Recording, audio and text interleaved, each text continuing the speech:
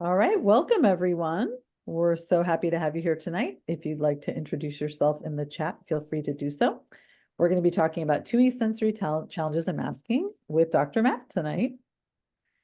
In case you're not familiar with REAL, we are a nonprofit and we work to ensure that Silicon Valley twice exceptional students thrive in school. We do talks like this for parents, and we have other resources for parents that I'll talk about shortly. And we also do professional development and create resources for educators. If you're here, you probably know what 2E is, but just in case, we talk about it as a student that has both distinguishing strengths, high abilities, or potential in one or more areas, and complex challenges such as autism, ADHD, anxiety, dyslexia, and others at the same time.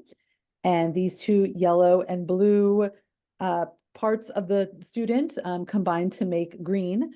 And so 2E individuals have both the strengths and challenges at the same time, and they combine and interact. And so you can't only support one or the other. You have to support them both simultaneously, which can make them a complex learning profile.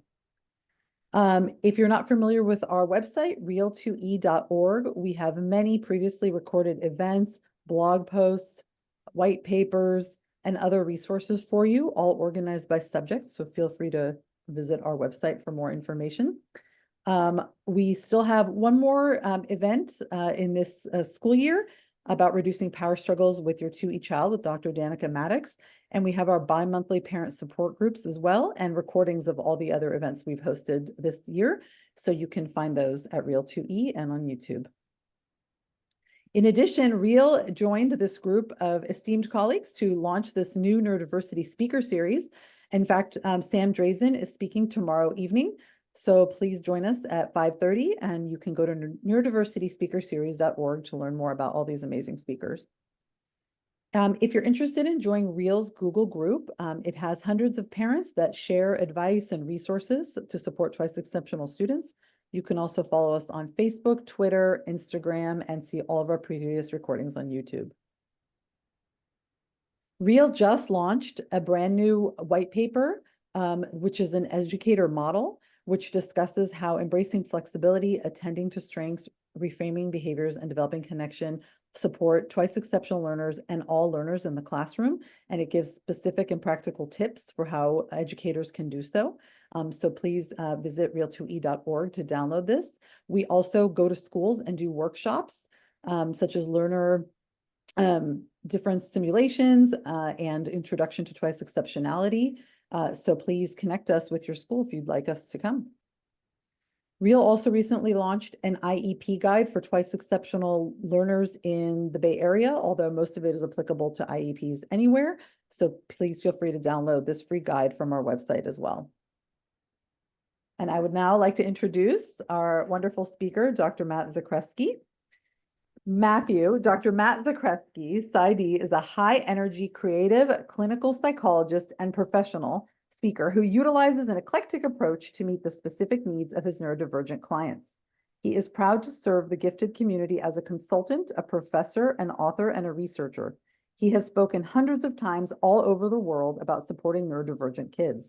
Dr. Zakreski is a member of Supporting the Emotional Needs of the Gifted, SANG, the National Association for Gifted Children, NAGC, the New Jersey Association for Gifted Children, NGAGC, and the Pennsylvania Association for the Gifted, PAGE. Dr. Zakreski graduated from Widener's University's Institute for Graduate Clinical Psychology, and he is the co-founder of the Neurodiversity Collective, which is the Neurodiversity Collective. Welcome, Dr. Matt. Well, I am so excited to be here. Thank you, everybody, for giving up your Monday evening, especially us East Coasters. It's like extra cup of coffee is going to be needed tomorrow. Let's see. So we've got all this. Okay, so I'm going to share my screen, and we're going to go ahead and jump right into this.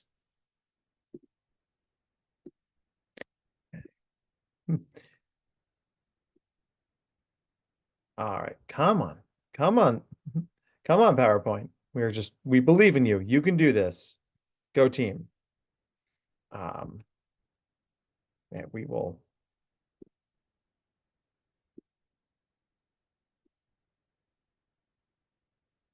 Ah, okay. I'm a professional speaker who doesn't know how to use PowerPoint. Who knew? All right. So, all right. I can't listen to you because my t-shirt is too itchy. The sensory needs of gifted and 2E learners. So let's go in. So, thank you for my lovely introduction. But yes, if you don't know me, I'm Dr. Matt Zakreski. Everybody calls me Dr. Matt. Please feel free to do the same. We're going to talk about sensory processing and sensory processing disorder, talk about how that impacts our gifted and 2E populations. I'm going to share the slides with my illustrious colleagues who will then share them with you. In addition to this recording, we are recording, right? I remember hearing the voice. Um, and you guys have submitted an incredible group of questions, and that is awesome. And yes, definitely keep the questions coming as we go. And if one is totally relevant to that moment right then, I'll probably jump in and say it then, but we're gonna have plenty of time for questions at the end. So, all right. So let's go ahead and get going. So start with a little exercise, right? It's late. We've all had a long day. We're gonna do a little exercise. I'm gonna get everybody's brain moving. So, okay. Everybody, wherever you are, right? And saw in the chat, we're coming from all over the country. Do me a favor and take both your hands if you're able and put them on your belly. All right. And what I want you to do is breathe in through your mouth until your belly gets big. And after you've done that, you can exhale through your nose. Now do that another time.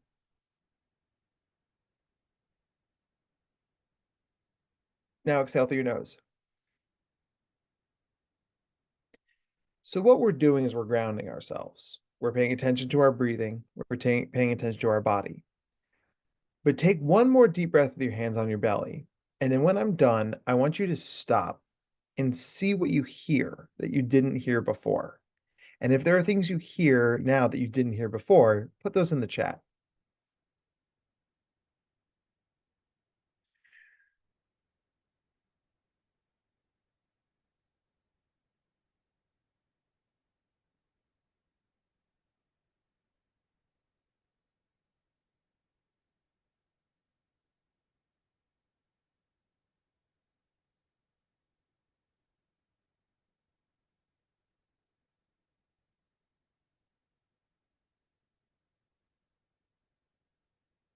The bubbles in my can of water.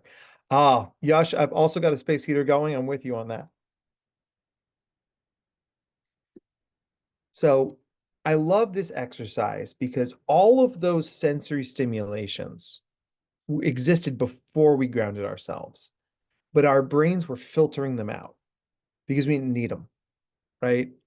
And it's funny because like I know my neighbor's still taking out his garbage, but now I can't hear him anymore because now I'm paying attention to you guys, right? I've just brought my focus back in here.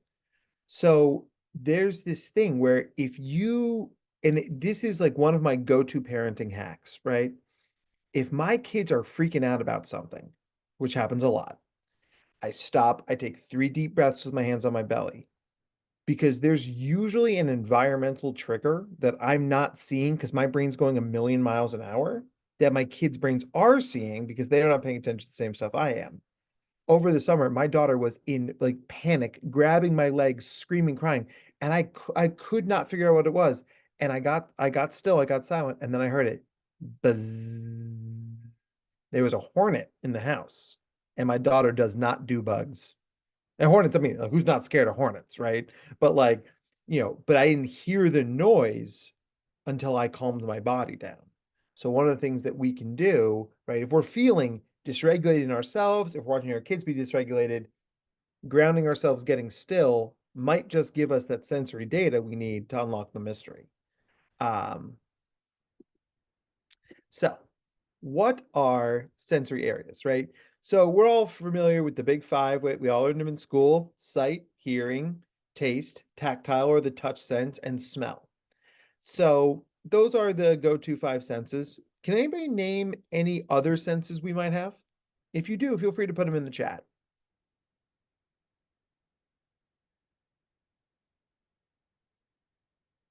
Oh, this is a smart group. That chat number is going ping, ping, ping, ping, ping.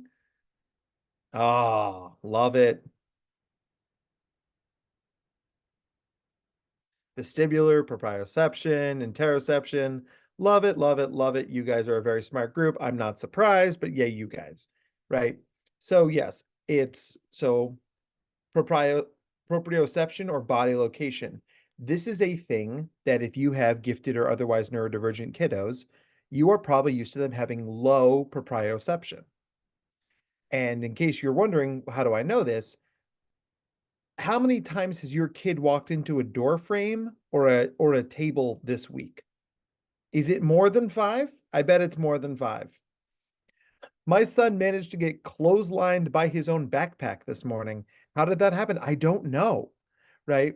But gifted people, as a general rule, have a pretty poor sense of their bodies in space, right?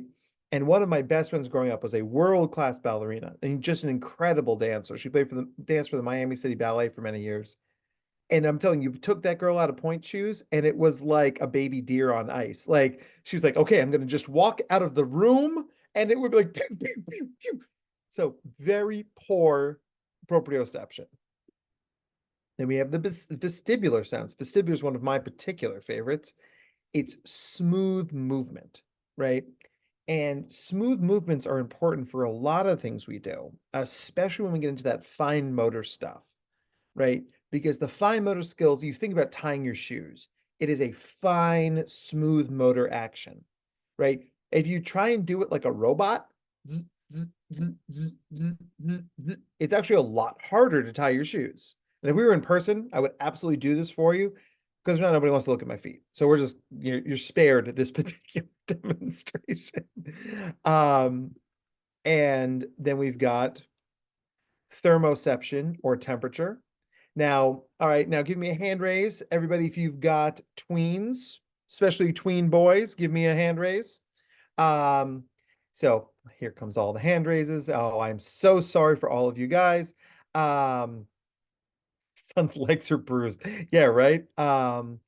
So so if you have a tween, especially a tween boy, you're probably used to the tween boy uniform, which is a hoodie and shorts and socks and basketball shoes.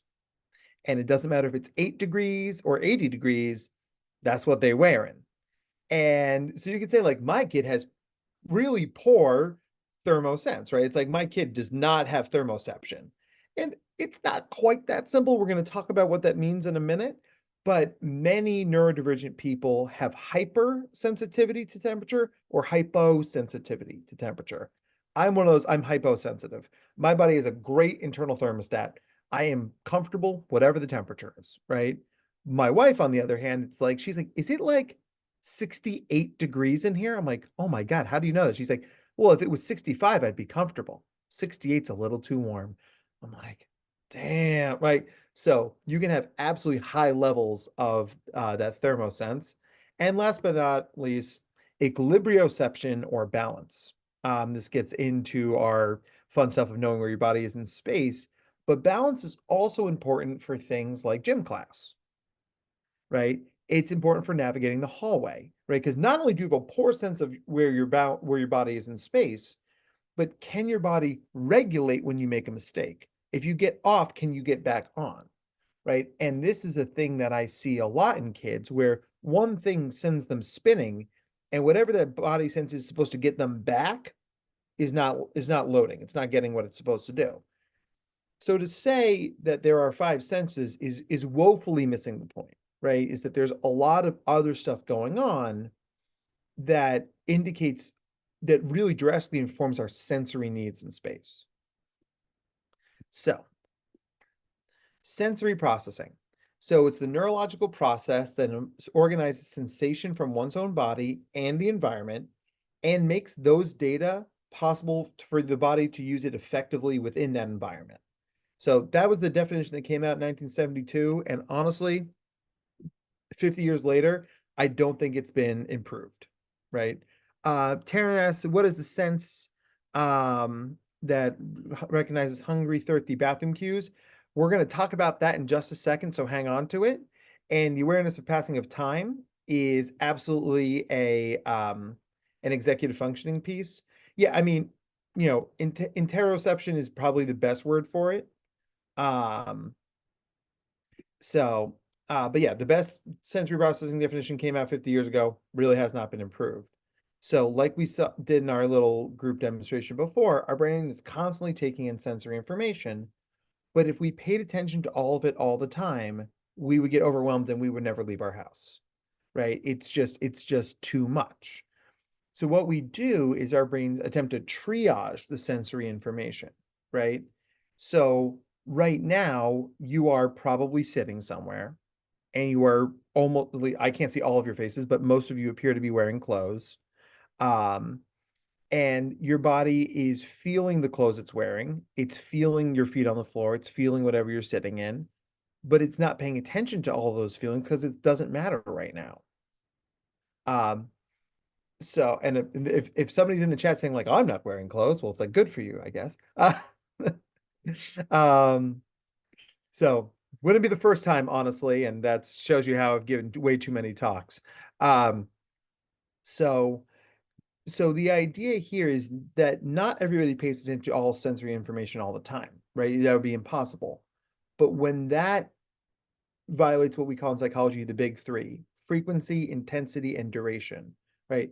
How often am I missing sensory cues? How intense are those misses? And how long does it take me to re regulate? That's when it becomes a sensory processing disorder, right? So nobody's sensory processing thing is 100%, but at some point you're missing enough that it becomes a problem. And the key thing here is functionality, right? If, one of the kids that I work with is he's even more tone deaf than me, which is saying something. But this kid has never gone within 50 yards of a music room before this year, where he finally has to take that one music class to graduate high school. And it's a sensory nightmare for him because he cannot track music, right? So he's never been diagnosed with sensory processing disorder until right now. But now, in order to pass this class, we have to teach his brain to do something it doesn't know how to do. So it's amazing how long you can go before it becomes a thing, but when it becomes a thing, it very much becomes a thing. So we're going to go right from this into the concept of masking and passing, because this is where I will sort of check my own privilege here, right? I grew up gifted in New Jersey in the 90s. I was identified in second grade, like many of us are. I was diagnosed with ADHD in high school, which explained a lot. Um, but when I got to grad school and started researching gifted, I kept putting down the book and going, "Holy shit!" And then I would read another chapter and go, "Holy shit!" And then I would read another chapter, because it was describing my life just in all those aspects outside of being smart, right? Because I grew up in the era where it was just you're smart. And so the sensory pieces of giftedness are, well, I'll be the first to admit, were my steepest learning curve. I didn't get it when I started this work. I feel like I get it now. I've really sort of put this talk together to codify all the stuff I've learned and try and make it packageable to send to, parents and other professionals. So, masking is the thing we all do to get through the day, right? And it's putting on a face, it's going along to get along, it's, you know, doing what is expected of us, even if it's not what we want to do. And the key thing here is hiding behaviors that are not neurotypical, right? So about 70% of the population is neurotypical. The world is built for neurotypical people. We neurodivergents are, basically we're behind enemy lines, right? And if we did all the stimming and info dumping and sensory seeking stuff that we would do normally, that we do when we're at home, then not only would we get a lot of negative attention, but people would be confused at what we were doing. So you'd have to spend a lot of energy explaining, why are you chewing on the string of your hoodie all the time? It's like, well, that's if I don't do that, I'll scream, right?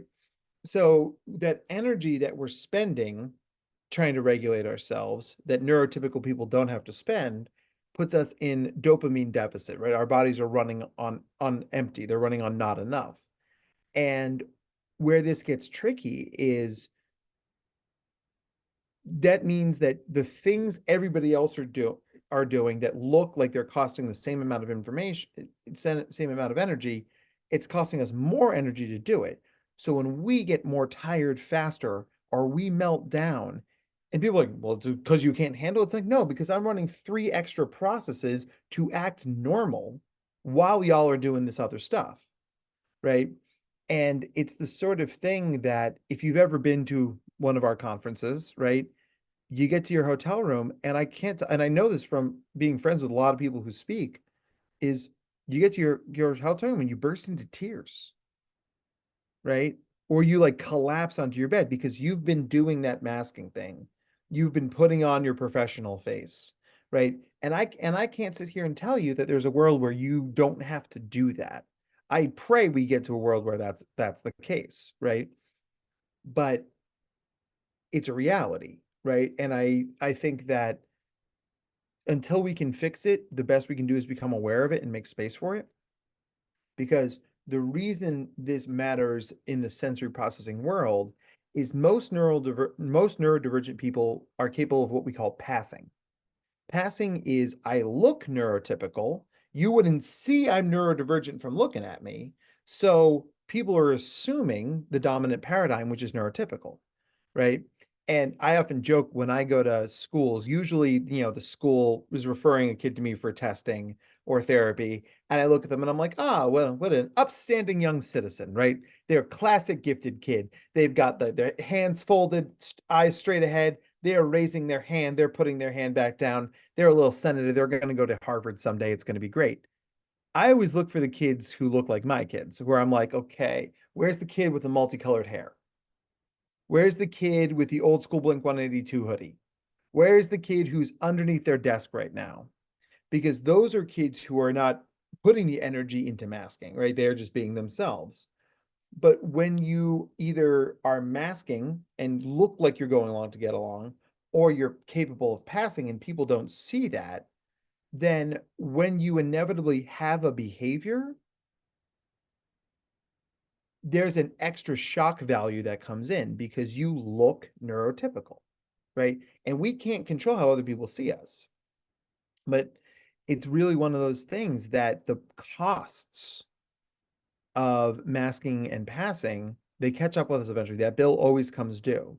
So it's really important for all of us and our kids to have places to vent that energy as the day goes on. Because if we miss that, then sooner or later our kids are going to melt down and then we have to pick up the pieces. So where does the sensory processing stuff come from? So our brain does 3 things that can lead to these problems, right? Every work trip. And I go to a lot of work trips, I'm with you. So our brains can overprocess, right? Have you ever done that thing where someone's trying to talk to you, but you can hear a sound in the background, right? For me, it's the sound fluorescent lights make. So Abby's trying to talk to me, and Abby's like, no, I really think that this case study for bridges is really fascinating. I really think we should write an article on it. And I think it's really cool. But all in the background, I hear, and Abby starts to sound like the mom from Charlie Brown. And Abby has a great speaking voice, right? So, like, obviously, we'd want to pay attention, but our brain is over processing a piece of information we can't need. Our brains also underprocess, right? So, underprocessing would be like, oh, it's this cold outside, so I'm going to wear just a light jacket. And then you take 15 steps from your house and go, oh no, it's freezing outside. I need a much heavier jacket. But then your brain's like, do I want to go all the way back to my apartment? It's way over there. I'll be fine. And you freeze the rest of the day. So we can overprocess and we can underprocess. And last but not least, the sensory process that gets lost in transit, right? So this is, the technical term for this is low registration. Um, so I got the information, I heard the information, and then when my brain tried to hand it off from my short-term memory to my long-term memory, it dropped the ball. It's like San Francisco International Airport losing my bags again. I'm not looking forward to flying into SFO this summer for saying, but I'll get there while I get there. I just might mail my suit. I don't know. But it's one of those things where, um, so Amy, just because I can see your face, Amy, do you mind jumping off mute for a second and help me out with something? Yep. Now, Amy, are you here for you? Are you here for you and your kids? Are your kids around if they exist? Yeah, my son is in the other room, and I don't know. I think I have these sensory issues, sensory processing issues myself, but not been, officially Yeah. seen. Well, would your son be willing to come in, or is that I don't think so. oh, absolutely fine. That's why I offer, right? It's not a demand, right? So, so Amy, I'm sure you can imagine a situation where you've given your son an instruction, right? And he goes, "Sure, mom," right? And then 10 minutes later, you check on him, and he's like, shrug face emoji, right? What happened, right? So it's Yeah. one of those things that you hear it, you track it, but then when it gets the handoff, the handshake doesn't occur, right? Yeah. And it can be so frustrating to parent or teach or therapy these kids because they want to retain and use that information, Mhm. but it's lost in transit, right? So Amy, in a little bit, we're going to go through sort of how to overcome that process. But I appreciate you jumping in and helping me out demoing that. Thank you. Sure. Um, so so it's really one of those things that when the way our brains work, right, is in the absence of information, our brains create our own narratives. And that narrative is usually based on faulty information. So if you say something to your kid and they don't listen to you, your brain's going to default to the narrative of my kid doesn't respect me. My kid doesn't listen. Generation Alpha is broken or some such nonsense, right? What's much more likely is that one of these three things are happening. The brain is over processing some information, it's under processing another piece of information, or that handshake did not occur. If you can replace the narrative that's in your head of my kid won't listen to one of these three biological processes are occurring, I think you're going to feel a lot better and you'll have more empathy for your kid. So then we get into the sensory overload piece of this, right? So ideally, we are in a regulated piece of sensory information. We're sort of going back and forth between the ideal load and understimulated, right? Somewhere in between those things.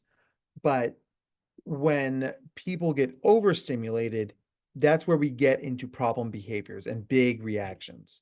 Now, everybody's different there, right? For some people, the overload is a question of intensity of noise. For a lot of us, it's a question of multitudinal. It's a multitude of noises. Like my kids can scream all day and I'm fine, but if four people talk to me at the same time, my brain explodes, right? And so it's the sort of thing, one of the things we have to do during these processes, right, is we have to do that self-study. Like, what are the sensory experiences that cause my brain to go haywire, right? Anybody know that anyone ever opened a package and they had packing peanuts in it, those styrofoam peanuts, you know what I'm talking about? Right? Um, Growing up, those things if you watch me in a room where there's packing peanuts, it looks like somebody hit me with a taser. I'm like, "No, I can't. It's awful. Like my body cannot handle it, right? But like nails on a chalkboard, untuned guitar, that noise seagulls make, right? None of those things bother me, right? So some individual noises can do it, but for a lot of people, it's just too many different noises at the same time sends us into that sensory overload. And once we're in overload, the sensory modulation we try is much less effective because our brain is in fight or flight mode, right? Oh my gosh, I've never heard about that about peaches. That's so interesting. Is it the texture? Is it the like the outside part? Yeah, Oh man, are you like how close are you to melting down right now, Abby? You're like I have goosebumps all over. You're in a safe place. You're in a safe place. We're a safe place, right? So it's the sort of thing like as you track your kid, keeping this keeping this in mind is a good idea. My son hates loud noises, right? So when there's a loud noise around and he starts making this face, his shoulders go up, I know he's reaching that overload zone, right? So I'm going to do whatever I can to get him out of that space, right? And sometimes it's noise canceling headphones. Sometimes I just scoop him up like a sack of potatoes and get out of there. But it's the sort of thing, if you see it as an escalatory thing, it gives you space to intervene sooner. And so our concept of sensory processing disorder is it really takes three forms: sensory modulation disorder, sensory discrimination disorder, and sensory-based motor disorder. So I sit on the National Association for Dyspraxia. We're doing a lot of work to get the knowledge of dyspraxia out there. Dyspraxia is complex enough to be its own presentation. Yes, that is absolutely a shameless plug. I went there, that's right. But we're going to focus on our middle part, our sensory discrimination disorder. So that's when visual, auditory, olfactory, gustatory, proprioceptive, vestibular, tactile, and interoception get misconstrued. The signals all come to one place and they cannot be differentiated, right? They can't be parsed. And so what ends up happening is, this is I'm turning down the radio so I can find the street sign I'm looking for, right? You're lowering the sensory input of one thing so you can do better sensory somewhere else, where those things don't actually have anything in common with each other, but our perception of them is different. These are kids who are like, I have to sit in a certain chair to eat dinner. I have to wear certain clothes to play baseball, right? Our body's giving us these sensory inputs, but we're not parsing them correctly. And then sensory modulation disorder is sort of what we talked about before, being under-responsive, being over-responses, and then that sensory craving or sensory seeking behavior, which is I think is actually the secret culprit behind a lot of the problem behaviors we see with kids in school, which once again, we will get there. So our first step here is to integrate with sensory therapy, right? Now, this in everything in mental health, an ounce of prevention is worth a pound of cure. And the cool thing is the more we know about our kids and their sensory needs, the more we can step into that space and be proactive, right? When I take my kids out in public, I always carry a little bag. I call it my go bag, right? It's got 2 sets of noise canceling headphones, a Rubik's Cube, 2 stuffies, a couple of applesauce pouches, and a bouncy ball. And so it means wherever I am, if my kids get into some sort of sensory problem, I've got a bag of tricks that will at least buy me enough time to get out of there, but usually will solve the problem, right? So being proactive goes a long way to writing out these behaviors. So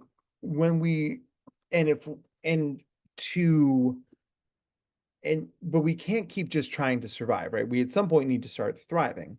So what we do is we move into sensory therapy, which is the idea of giving people exposure to sensorily challenging things and doing so intentionally while teaching them self-regulatory strategies. It's actually very similar in psychological science to what we would do for a phobia treatment. So if you're scared of dogs, I'm going to show you a picture of a cartoon dog and ask you to rate how stressed you are on a scale of 1 to 10, and then teach you how to calm down. Then I'll show you a picture of a real dog and you rate how stressed you are and I teach you how to calm down. Then I'll show you a video of a cartoon dog, then a video of a real dog. Then we're going to go to the park and look at a dog from way over there, right? And slowly increase the intensity of the stimulation, but pair that with a paired self-regulatory strategy. So when it comes to sensory modulation, you can't throw a kid in the deep end of the pool, right? Because your body's going to flood and it doesn't know how to deal with the thing, right? I mean, I'm sure you guys have all seen that meme where it's like, child who cannot swim for a behaviorist, child failed to comply with direction to swim. If the kid doesn't know how to do it, the kid can't do it. If you have a kid who can't handle loud noises and you take them to an AC/DC concert, they're going to have a bad time. They don't know how to regulate it. We have to teach them how to regulate it so they can do it. So we start by finding the just right challenge, right? So what are their happy zones of sensory input? How do we change their behavior from something that's maladaptive to something that's adaptive? You know, if I get overstimulated because too many people are talking to me, as much as I just want to scream like leave me the bleep alone, that's not a very adaptive behavior, right? That's actually not very good. I think there would be some repercussions for that. But I have learned to say, excuse me, I need a minute. And I can go to the quiet room or the green room and get myself sorted, right? Emily Kircher Morris and I found ourselves in the green room doing the same thing at a conference recently. We looked at each other, we nodded very quietly, and then we went back to like trying to re-regulate because it's a lot, and that's okay, you know. But like think about like whatever your family holiday party is, Christmas, Kwanzaa, Hanukkah, whatever it might be. Do you ever have that moment at those parties where you just need to step outside for 5 minutes? And it doesn't matter if it's 7 degrees out, you just got to be somewhere else for a minute. Sneakily, stepping outside is one of the best things you can do for yourself, because not only are you replacing a negative stimulation, you're not stepping away from the negative stimulation, you're also replacing that stimulation with something else, in this case, bracing cold. So the room is too loud and too bright and too hot. I am outside where it's quiet and cold. So I'm taking the sensory bad stuff away and replacing it with something else. Feelings of cold activate our whole body because our body goes into danger mode. It's like, am I in trouble because it's cold? Um, so it's like, if you're somebody who has panic attacks and you feel like one coming on, one of the best things you can do, take something cold, like my iced coffee here, put it on the inside of your wrist. There are a lot of nerve endings there, and that's sending right to your parasympathetic nervous system and calming our bodies down. So you can't always step outside, like if you're on an airplane, for instance, unless it's Boeing. Topical jokes. That's probably going to age poorly in the recording, but it's neither here nor there. The joke has been made. So then we go into active engagement. Most of the time, kids hate sensory work because the senses that lead to problems are negative, very intense feelings, right? If you only taught me how to be sensory competent around styrofoam, I would never do it. It's too unpleasant for me. We have to start with stuff that's neutral or small. So I might not start Abby with peaches. I might start Abby with smooth peanut butter. Some people don't like smooth peanut butter. Like it's glistening, like it's a little tactile, it's a little weird. But if we can start with something just a little aversive, then we can build out slowly over time until we get to something that's very aversive, right? But it's just like we would do with a sort of an educational intervention. You don't throw the kid into calculus. You teach the kid how to self-regulate in art, and then you move to English and then history and then down to the classes they really need it, because we count on those skills to generalize over time. And then whenever possible, we use the child's preferences to initiate what we're trying to do. So if you need a reward, if you need something to positively reinforce the behavior, you let the kid pick it. Is it wearing my favorite hoodie? Is it my favorite snack? Is it listening to Taylor Swift at 103 volume? Whatever that thing might be. But we have to remind our kids that there are positive, neutral, and negative sensory experiences, right? So, for instance, like for me, this is a very neurodivergent crowd. Do me a favor, do me a hand raise if you are a fan of spicy food. If you're a fan of spicy food, pop me up a hand raise here. Oh, merino wool is the absolute best, Katie. Right, and there's always a lot of gifted people who really like spicy food because spicy food is sensory bomb, right? Our brains are like, oh, I like that, right? That's more of that sensory input, right?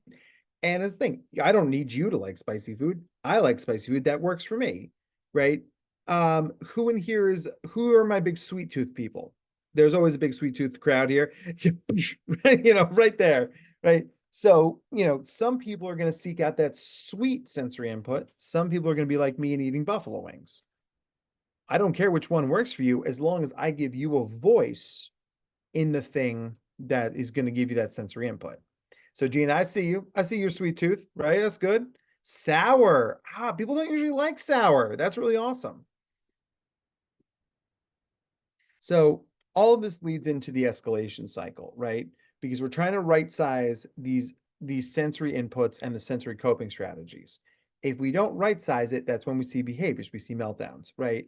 So our kids are calm, something triggers them, they get agitated. Now, if you can catch them before they start to accelerate, you're probably going to be able to head off that problem.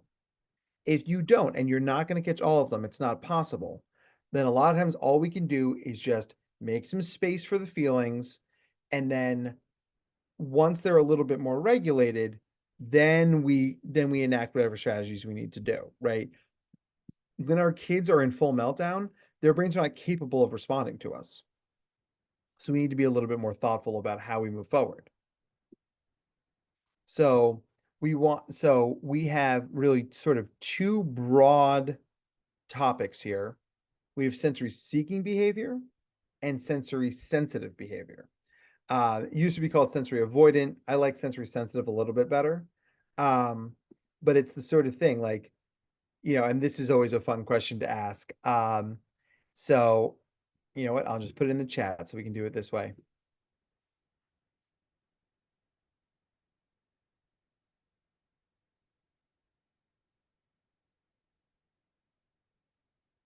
So, all right. So one of the funny things that always comes up is like the fundamental Hatfield's and McCoy's question of neurodivergence is, are you a never shoes neurodivergent or an always shoes neurodivergent? I am an always shoes neurodivergent. And Taryn and Joaquin have pointed out, your kid can absolutely score high on both, right? Because there are some things that we sensory seek and some things that we sensory avoid. That is an intense sensory profile, someone who's just going to have high highs and low lows. All right, so we've done a lot of theory, right? Now we're going to put this into practice. So, all right, let's see. I need a volunteer.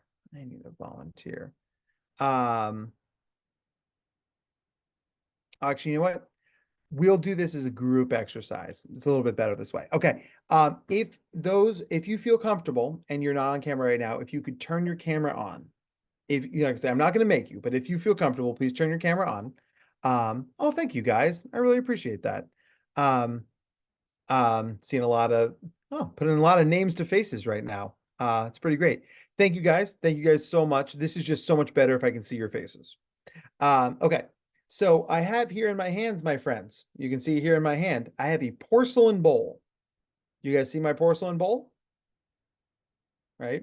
It's not real. But I have a porcelain bowl in my hand, right? And I have here in my other hand, I have a metal fork. Do you see the metal fork I have in my hand? And I see some of you already know where this is going. That's hilarious. I'm going to take my metal spoon and put it inside my porcelain bowl. Oh, Melissa, I'm so sorry. And I'm going to go like this. And and if you look, we have our friends and colleagues are wincing. They are covering their ears. Taryn, you're safe. I've stopped doing it, I promise. And it's the sort of thing. That's how powerful our brains are, guys. Right? Nothing actually happened, and yet your brains were reacting like it's real. Right? So this is a great reminder to take our kids' sensory experiences seriously, because that's how strong our brains are. Our brains are absolutely giving us that input. So let's see, and we'll do one more exercise. Dan Pollock, do you mind jumping off mute for a second? Sure. How you doing, Dan? I'm doing pretty good. Excellent. I chose you because not only are you wearing a dad shirt, but it's a Star Wars shirt and it's a pun shirt. So I'm like, yeah, me and you, we're gonna be friends forever. Right? So Dan, where are you coming to us from? Right now, I'm in Waukegan, Illinois. A place I have never been. And is that where you're from, Dan, or is that where you hail from? No. I live in Concord, California. I'm out here for work. I feel like probably no one would go to whatever that town is in Illinois on purpose, but that's It's an Indian name. Native American name. Yeah. So Dan, when you're in Concord, California, is there a good pizza joint? I'm sure there's a million pizza joints. I don't happen to eat pizza, but yeah, I'm sure there are. It's Chicago area. There you go, Chicago style, right? That's what I'm talking There you go. about. Yeah. So so we can. I usually pick pizza because it's sort of a universal food, but that's fine. Um, what's your favorite food? If you're going out to eat, Dan, what are you getting? Thai or chocolate. Oh, my guy. All right. Yeah. So what's the best Thai place in Concord, California? The best Thai place. I'm gonna hold you to it. So, Well, there's a couple decent Thai places. I actually, there's one in San Francisco I love called Ploy 2. It's right across. Yeah, it's in the Upper okay, right on. Haight-Ashbury area. Mm. So, all right. So, Dan, what I want you to do is I want you to, even though you're sitting in Illinois, I want you to Mhm. go to that restaurant in your mind. Can you help me out with Okay. that? Right? Mm-hmm. You're walking through the door, right? Mm-hmm. And you walk through the door, and you feel the warmth of the restaurant, and you smell the food that's cooking. You smell Mm-hmm. that pad thai. You smell that bean curd. You smell those spices. What's your body doing right now? Mm-hmm. He's like in a very happy place, right, gang? Yeah. Dan, I will remind you, you're on camera. Yeah. So, how's your body reacting to that mental image we just did? It's just happy. Happy, right? You had a huge Yeah. smile on your face. Yeah. Is your mouth watering? Yeah. Mine is too, right? Anybody Yeah. else mouth watering, right?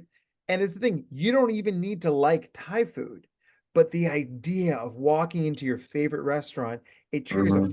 physiological response, right? Mm-hmm. And so the idea here is like, usually because when I do this to college kids, I'm like, all right, where are you from? What's the best pizza joint in your town? And the kid gets not only the thing of pizza, which is usually a pretty positive experience, but then you get that added sort of like, oh, my hometown, right? You get that added emotional, right? And your whole body lights up, right? So Dan, thank you for that. And thank you once again for your hilarious dad shirt. Made my day. So these are just two simple ways to just show how powerful our body's sensory systems are and how full body that experience can be. So, when you see sensory processing disorder, these are a lot of things you're going to see: difficulty with transitions, poor ability to regulate, poor self-concept, body awareness, all the things we've talked about, right? But this can be a really helpful thing to share to your kids' teachers. It's like, listen, I think my kid has SPD. Here's some of the behaviors we need to watch for. And they're going to be like, oh my God, I see all of that. Because people think sensory processing disorder is, I don't like mayonnaise. It tastes yucky. And like, yes, maybe mayo tastes yucky to you, but it's so much more complex than that, right? So we want to layer that in.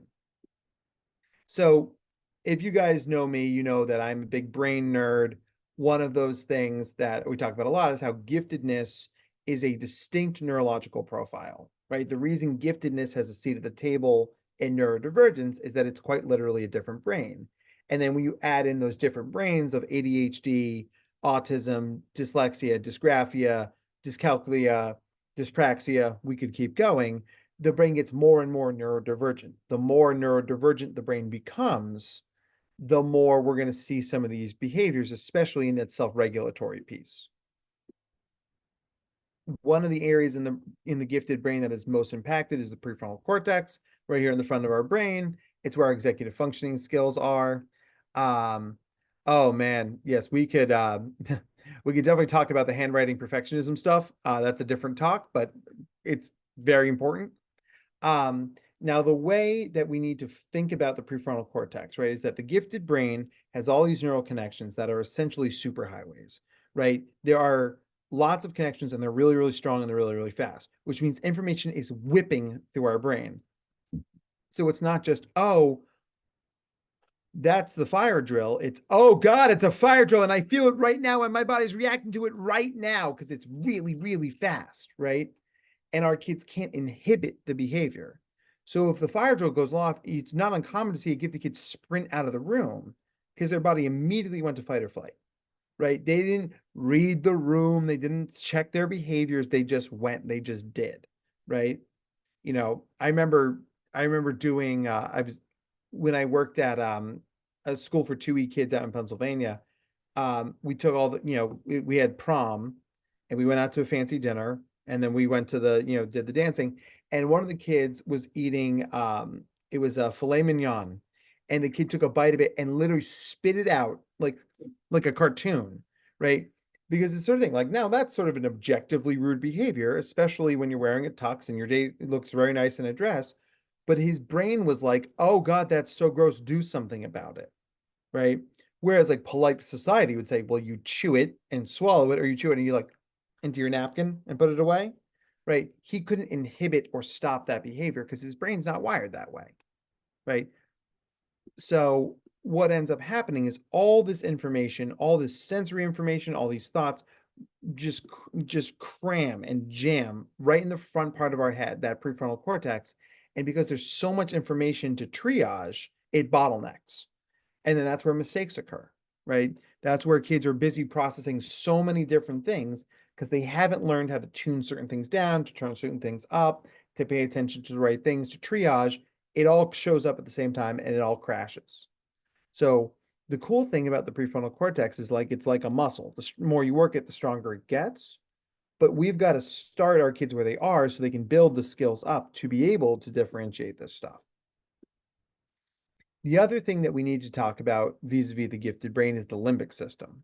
Now, the limbic system is a series of structures in our brain. It's our emotional processing center. And this series of interconnected structures, basically, when you have a big feeling, it whips around the brain. Which is why gifted kids have big feelings, is that not only is their limbic system more integrated, right? And it's got those superhighway things, but the amygdala, the source of fight or flight emotions in our brain, can actually be up to twice as large in the gifted brain. So if your kid hears a screeching sound that sounds like a hawk and your kid is afraid of birds of prey, it's not, oh, that's a scary sound. It's, I'm in danger, right? That amygdala fires and sends a you're in danger thing through the whole brain. The prefrontal cortex can't handle it, and your kid does something they're not supposed to do. So all of this stuff is interconnected, right? There's a lot of neuroscience behind sensory stuff. And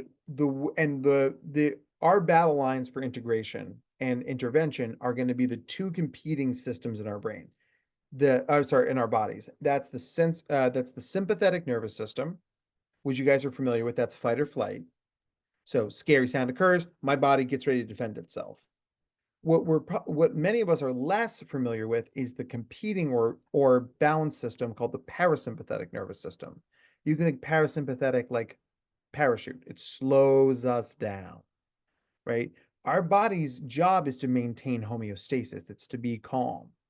So when something activates the sympathetic nervous system, sooner or later, the parasympathetic nervous system is going to activate to bring us back down to baseline. Now, we can speed up that process by naming how we feel. As we psychologists say, we name it to tame it, or removing ourselves from the situation that's activating the sympathetic nervous system in the first place, right? You know, imagine if someone was trying to talk to you, have a serious conversation, and there's a scary dog at the end of its leash, and it's yapping and snarling and growling, and you're like, man, if this dog got off the leash, it would tear me apart. It's real hard to have that conversation, right? So if you walk behind a closed door, if you sit in your car and have that conversation, your parasympathetic nervous system is going to activate because it's like, okay, the danger has passed. I can calm my body down now.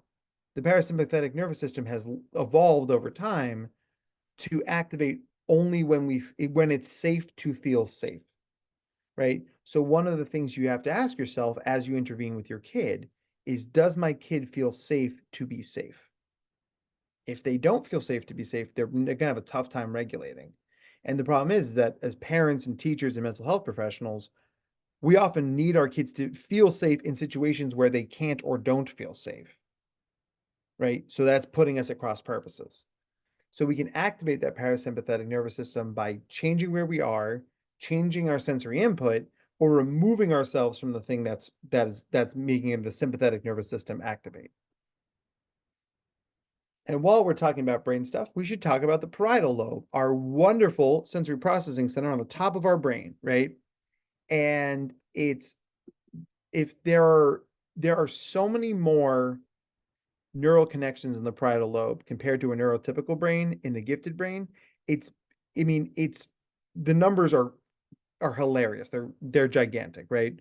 There's up to 30 times as many, and there can be as much as 300 times as many, right? It's really hard to get good data on this stuff, but I've seen case studies that show a lot of different connections, and basically the more neural connections we have, the more inputs being shared, the more things our brains are going to react to.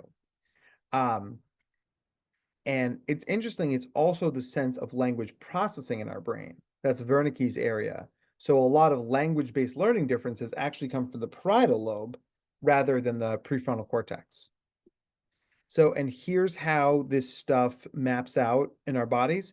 Our brains are contralateral. So what happens on the right side of my head impacts the left side of my body. What happens on the left side of my head impacts the right side of my body. And you can see all the different pieces of the brain and how they're mapped on. And the images here sort of correlate to the amount of neural connections that go to this part of the body. So you'll see like things like your tongue and your fingers have a lot more brain space attached to them because they're much more sensitive, right? One of the best ways to regulate is to do something with your fingertips. There's a lot of sensors there, right? There's a lot of nerve endings. That's a quick way to re-regulate. Whereas like, if you for some reason really wanted to like intervene with your hip, that's not going to be as effective. There aren't as many neural connections going to that part of the body. And because this is a group of adults, I can say, look, the genitals are on there. That's a thing. Genitals are a source of sensory input. They can be a source of great sensory pleasure. They can also be a source of great sensory discomfort.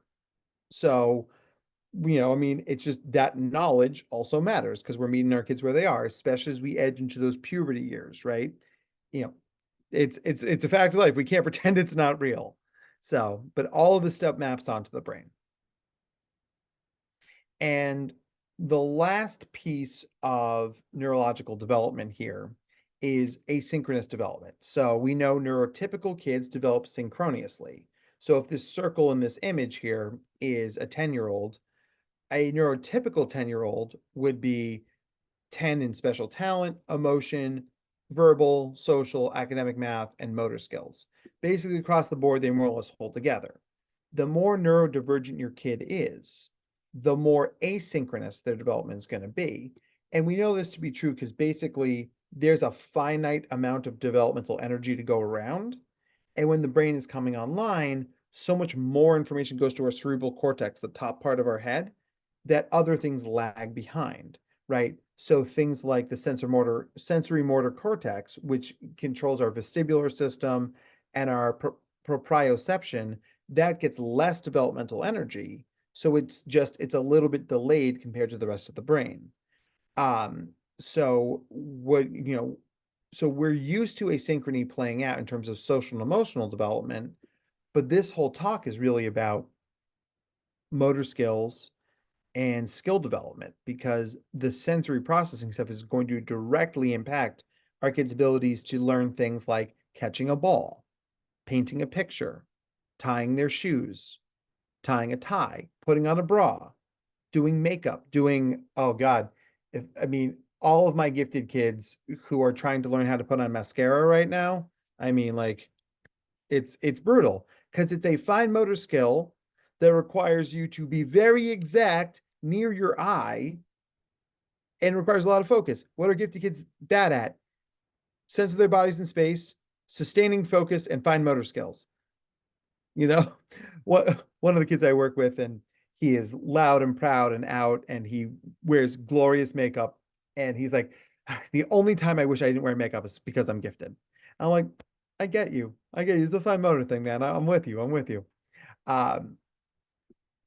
So to talk about motor skills just a little bit more, right? not only are psychomotor skills more of a challenge for our kids to do, but you think about what are the things that get valued when kids are growing up. Whether they're in public school or gifted school, or they do sports or music or whatever, fine motor skills are the key to social popularity, right? You're either good at sports, or you're good at music, or you're good at drawing, or you're just like one of those people who's just capable of what they do. If you have weaker motor skills, you're less likely to be successful in those things that have a lot of social value and might put our kids behind the mate ball. And then somebody brought up the fine motor skills with handwriting before. I mean, if I had a nickel for every time a teacher said to me, like, this kid can't be gifted, look at their handwriting. I'm like, do you know what job, which is for smart people, has famously bad handwriting? Anybody know? Yeah, Laura, I saw that. Laura's like, doctors, right? Absolutely. And right, I mean, so it's like, I mean, I'm a doctor and I have very good handwriting, but it's because I was a cartoonist for many years and I had to have very good handwriting. If it was up to me, my handwriting would look like I wrote it upside down in a hurricane, right? Um, so the idea here is like, once again, we can't snap our fingers and give our kids psychomotor development, but we tell them, like, listen, all we can do is meet you where you are. If you're 11 years old and you can't catch a ball, yes, that's hard. I can teach you how to catch a ball, but you have to be willing to start with me right now when you're 11, rather than when you're 14, 15, 16, because you feel like you should, giant air quotes, be able to do that. And if you are a sensory overexcitability person, these are part of Dabrowski's overexcitabilities. We can take all the sensory gifted 2E stuff and ramp it up a notch, because overexcitabilities are areas of the brain that are overly developed to both send and receive information. So sensory stuff is that much more overwhelming and distractible. And kids with the sensory OE might dramatically seek out being the center of attention or dramatically avoid it. And I think when we talk about sensory overexcitability, is that you start with clothes and food. So that's the lowest barrier to entry. What clothes are your kids wearing? What foods are they eating? What foods won't they eat? And then also watch out for bathrooms, especially public bathrooms. I mean, public bathrooms are a sensory nightmare, right? They are loud, they are shiny, they're always wet. I don't know why they're always wet. I don't want to think about that. The smell, I think, sort of kind of speaks for itself. And then there's that noise that those awful air dryers for our hands make. So there's not like a single piece of public bathrooms that are sensory friendly. So when I take a group of gifted kids out in public, there are lots of bathroom finder apps. So if you don't have one, this is my permission to download one, but it will tell you where the family bathrooms or the sensory friendly bathrooms are. So a lot of airports are adding in sensory friendly bathrooms now, which is awesome, right? But if you can't use the sensory friendly bathroom, you can ask to use the family restroom because it's less sensory overwhelm, right? It's not zero, but it's less.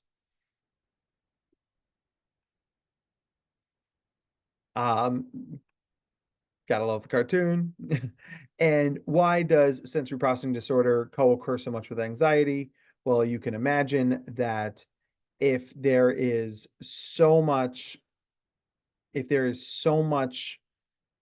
you're paying attention to and so much that's overwhelming, wouldn't you feel anxious? Right? It's like you're playing whack-a-mole, except if you don't get the mole, it screams at you. You feel like you're always on. You feel like you're masking because you can't let anybody see how stressed out you are. So you're pushing the feelings down, but you have more feelings than more people, and your brain lacks the inhibitory structures to keep that self-regulated. I mean, it's a perfect storm for a meltdown, right? So why are our kids with sensory processing disorders so anxious? Because you are monitoring your environment all the time. Where's the thing that's going to cause me to melt down? Ironically, monitoring the environment for danger stresses us out and makes us more likely to melt down. So teaching our kids to accept that certain sensory experiences are unavoidable and teaching our kids the proactive coping skills to move through them goes a long way to putting down that anxiety. So if you're going to support sensory needs at school, you want to do flexible seating, including walk around the classroom. It hurts no one, right? Um, chair bands. I mean, like if I had the money, I would buy a chair band for every neurodivergent kid in America. Strong rubber bands you put around your seat, and it's just you can like twing them with the bottom of your foot, because a lot of the sensory stuff we do is big and it's on top of the desk. Like I love the Velcro strips that schools use, but they're very visible and kids won't use them because other kids can see, right? A giant chair band is something that's subtle, right? Whereas as subtle as a gifted kid can be, which let's be real is not very subtle. Fidget toys, put them into their 504 plan so they're medically necessary. Board bag is sort of what we talked about before, having an option bag of preferred options a kid can use during downtime. So idle hands are problems. Access to a preferred sensory space. It doesn't have to be the counselor's office. For a lot of kids, it's the library. These libraries guaranteed to be quiet, right? I had a school who's like, oh, we can use the sensory calm down so we can use the gym. I'm like, you're going to use the gym? The loud, squeaky, shiny place for the sensory calm down? What was the jet tarmac not available? Come on, guy. Like, and one of my kids, his sensory calm down place is the boiler room. Because he's friends with the janitor. They hang. So like when he's having a tough sensory thing, he goes and hangs out in the boiler room. He's like, it's soothing because it's rumbly. I'm like, hey, listen, if it works with you, do it. Adapted plans for lunch, art, music, gym. Those are going to be our sensory most challenging classes. Speaking of sensory challenging classes, fire drills. So here's the thing, and there's good case law around this, but I've never met a school who won't say yes to it. Since most fire drills are scheduled, it is completely medically appropriate to tell your child that there's going to be a fire drill at 10 a.m. They can then leave the school 5 minutes early with their counselor and go stand outside because they are practicing exiting the building in a safe way without the loud sound, chaotic hallways, lots of kids, chairs screeching, people talking. And it's the sort of thing, there's a good case law around this. I've written it into probably 30, 40 IEPs at this point because it's not worth it. And they're like, well, what's going to happen if there's an actual emergency? Well, if there's an actual emergency, we have bigger problems, right? We want our kids to be able to exit the building safely and master those skills. It's absolutely not a hill worth dying. And smartphones as a source of sensory pleasure, great. Smartphones as a source of sensory distraction and displeasure, not so great. So I tell my kids, you can absolutely have your smartphones in school, but you got to leave them on airplane mode because then they can't play games, right? And then it's like, then we see like, how do they respond to that? Because that's a nice middle ground. All right. So as we talked about what this looks like between home and school, I'm going to give you one of my favorite case examples ever.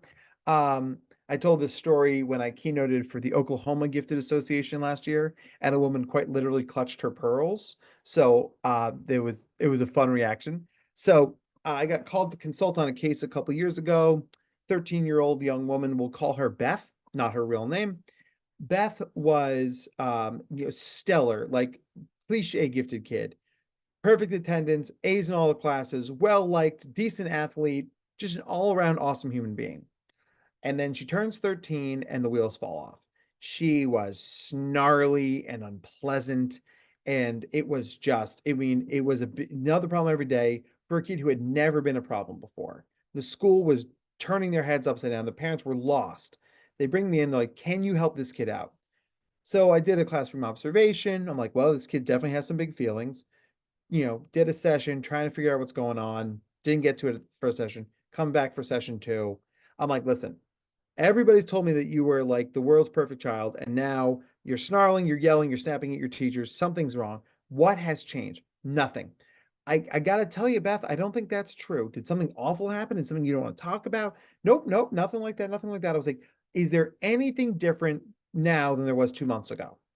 And she thought about it, and she thought about it. She's like, the only thing different is that I stopped wearing a training bra. I'm sorry, what? She's like, well, I stopped wearing a training bra. I'm wearing a weird, real bra now. I'm like, okay, well, Beth, now this is gonna seem like a weird question, right? does your bra have an underwire in it? Now, I have never worn a bra, right? But, I know how they work. And she's like, yeah. I'm like, so I like ran and got a female staff and I was like, okay. So it's like, we're gonna have a conversation about this. And I was like, what I understand is most women wear bras that are too small. And what I'm wondering, Beth, is like, if your bra is too small and there's a sharp metal band pressing into your chest all day, I wonder if that's stressing you out. And she looked at me and the nurse looked at me and I looked at them and I was like, is like, I felt like Dr. House, like, when like he would pull the solution out of his ear, like, this is it. Like, and I'm telling you, so the female staff was like, I actually have extra sports bras. Hold on. She ran back to her office. She came back. I left the room. They changed. I came back in and she's like, I actually feel better. I'm like, okay, so let's just see how the rest of the day goes. Right. And I'm telling you, changing the bra changed everything. Right. So, I don't know if any of you remember Gravity Falls, but like, it was absolutely one of those moments where like the sensory input of a tight metal band around her chest changed her ability to regulate. Because once again, we think about masking, right? She was feeling things she didn't want to feel, but she didn't have the words for it because she didn't know what was wrong. But she was also passing because no one would look at her and expect her to have problems. So they not only is she having this unpleasant experience, but the environment she was in was not conducive to her explaining those things. She didn't feel safe to be safe, right? So we changed this thing. She started wearing bralettes and the problem went away and it never came back. There's nothing better for me in my line of work than when a kid doesn't need me anymore. And that was one of the quickest interventions we've ever done. So it's the sort of thing, we start with the simple stuff, even if the simple stuff doesn't seem that simple. So at home, think about foods, preferred versus non-preferred. When do you want to challenge and when do you accommodate? And so it's the sort of thing, if your kid only likes one kind of chicken nuggets, then buy the damn chicken nuggets. I don't care. But if you make a nice pot roast with some roasted veggies and your kid won't touch it, like, all right, listen, you don't have to eat this food. I'm not going to make a second dinner. You can make yourself your preferred food. And is that mac and cheese? Is that peanut butter and jelly? Whatever it is, they can make it. They're capable of doing that. My kids are 6 and 4. If they don't want to eat the dinner I make, they have a little rolling cart of preferred foods, applesauce pouches, bananas, cereal bars, yogurt. They can absolutely make a dinner out of that. I can live with that. Thinking about their preferred sensory items, having those around, invest in a good pair of noise canceling headphones. They'll change your life. The go bag or the board bag, like we talked about before. Thinking about the background noise, the sensory environment, setting expectations for visitors, right? If grandma and grandpa come over, it's like, why did Johnny go up to his room? It's like, well, Johnny has a tough time with loud parties. And this is a lot for him. Johnny gave us 15 minutes. That's awesome for him, right? We want to set those expectations. Laundry day, God help you with laundry day. But, it's the sort of thing, like, it's always better to get the laundry done a little bit sooner, right? And this is a great way to teach your kid life skills. You're like, hey, if you want to have those sweatpants ready for next week, then you got to put them in the wash. And I will teach you how to do it smart. But, we're going to get out in front of these problems. And then supporting sensory needs in the community. Sensory needs don't end when you go outside. So we got to set expectations for what's expected and what's not. Do a 5-minute check-in before you leave, set expectations, bring your tools with you. We talked about the bathroom thing. Something might work for other kids. It may not work for your kid because everybody's different. One of my rules of life, it is better to leave 5 minutes early than 5 minutes late because sometimes our kids won't tell us they're melting down until they start to melt down. So it's the sort of thing you're like, okay, you know what? This is a good time to go. Follow your instincts. Leave 5 minutes early than 5 minutes late. Smaller and shorter events can be better. Your kid might not be able to tolerate a 40-person birthday party at the bounce house. You might be better off taking that friend whose birthday it is to a movie or coming over to play Roblox. Like it's fine to do it differently because the different can get out in front of these bigger problems. And reward yourselves when the trip is over. We close the sensory loop by rewarding us for surviving it. It is absolutely fine to get a little store-bought dopamine. If it's that Thai restaurant that Dan and I talked about before, right, that would be very reinforcing to me right now. But when I'm done talking to you fine people, I'm going to go upstairs and have one of those brownies I made this afternoon because they got salted caramel in them, and I need a little treat for doing a good job. So a lot of additional resources here. There's no way we could cover all of it in a little over an hour. I also want to leave time for questions. A lot of great books here. Raising a Smart Sensory Child is one of my favorites. The Overs and Unders is another really good one. And here's how you track me down if you have any questions. You guys were an awesome audience. Thank you for doing all of my group activities. But so, alrighty, let's jump into some questions. But before we do that, please give yourselves a big round of applause. You guys were awesome. Right? And we got a lot of great questions already sent to me, but if we have any people want to dive in with, I'm happy to jump in.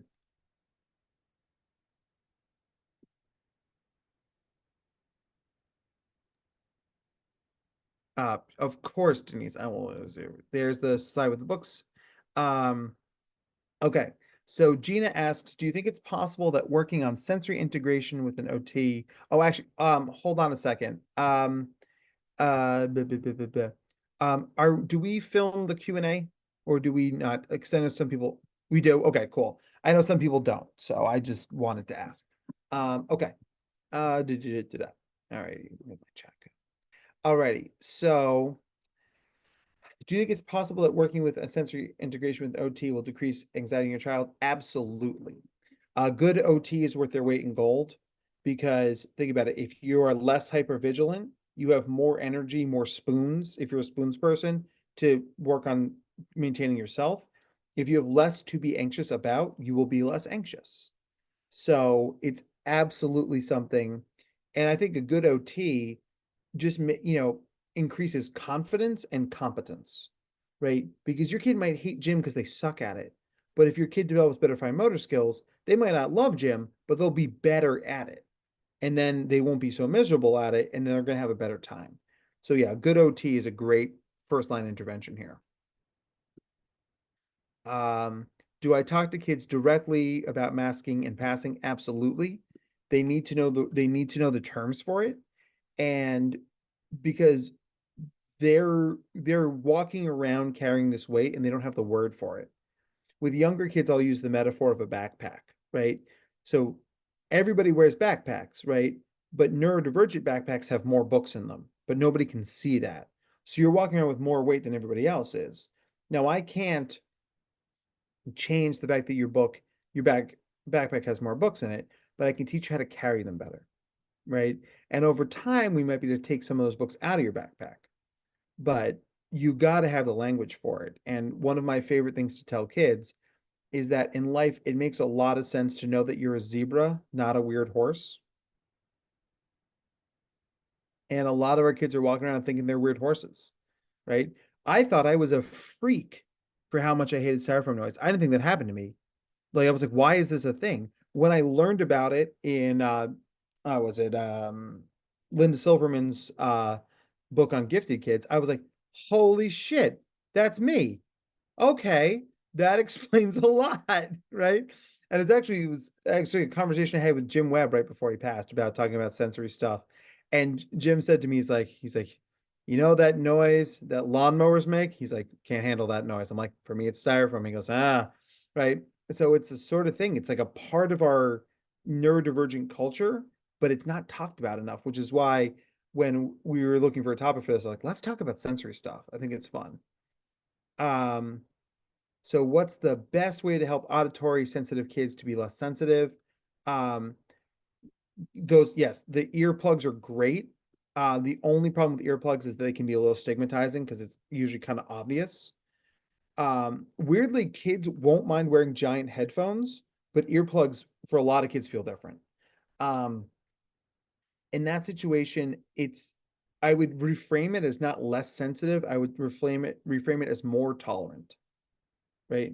Because that language, and I know you don't mean it this way, but less sensitive makes it sound like it's a deficit. It's the kid's problem. Like, you're too sensitive. And like I said, I know you don't mean it that way, more tolerant, it's empowering. It's the person centered. So it's like, hey, we got you more empowered. Gave you more skills to deal with this. And then they feel a lot better about it. So then we get into that graduated exposure. Can we do safe exposures? What are the things we can tolerate too?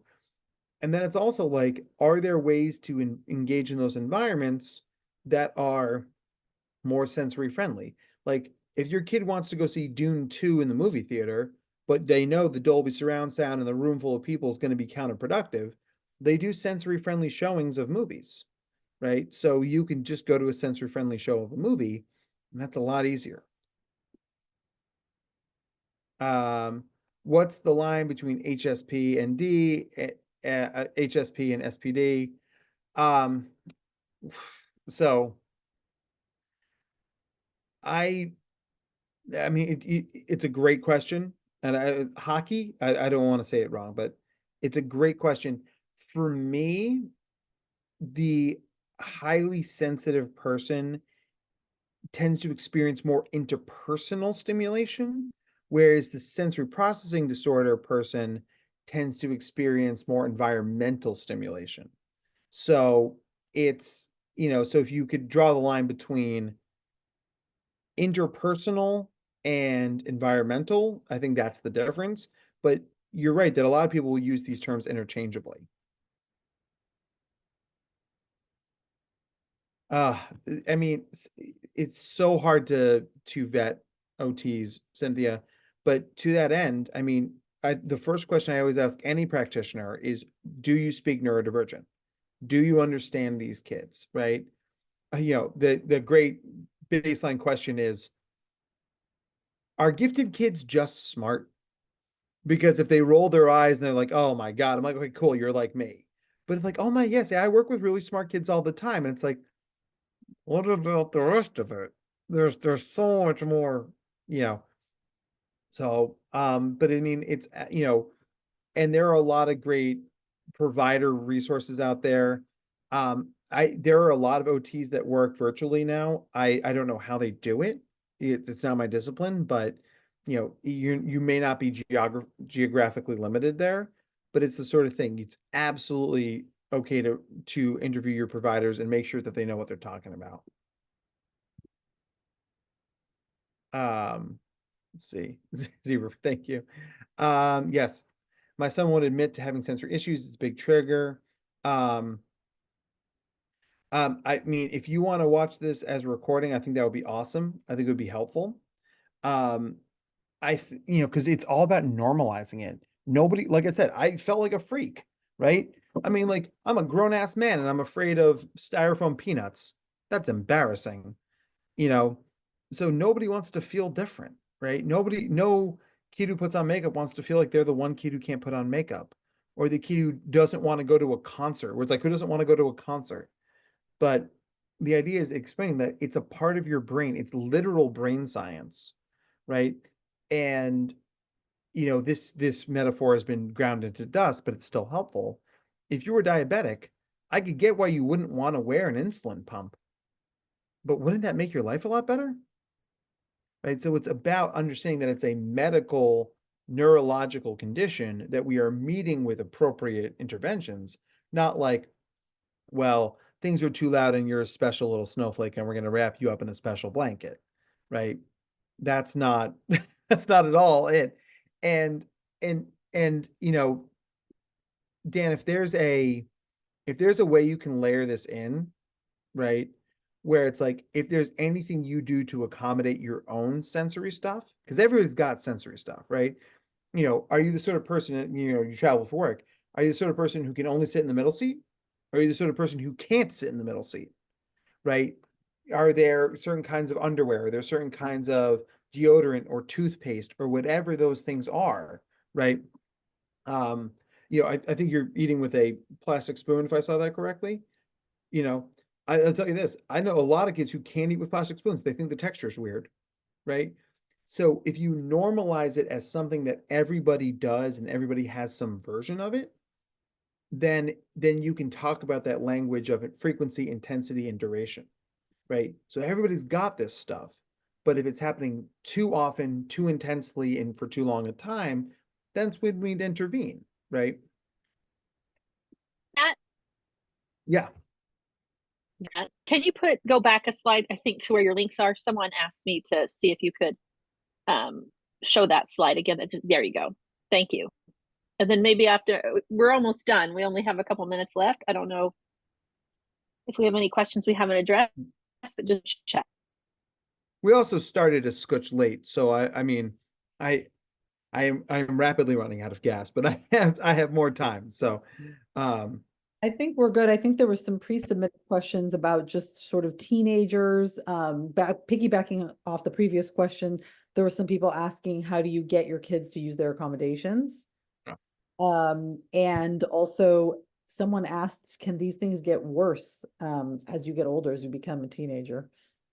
Unfortunately, they absolutely can. One of the things we know is that trauma, whether it is big T trauma, something terrible happens to you, or a lot of low key little trauma, which comes like chronic PTSD, can make sensory stuff worse because, you know, we talked about that sympathetic and parasympathetic nervous systems, right?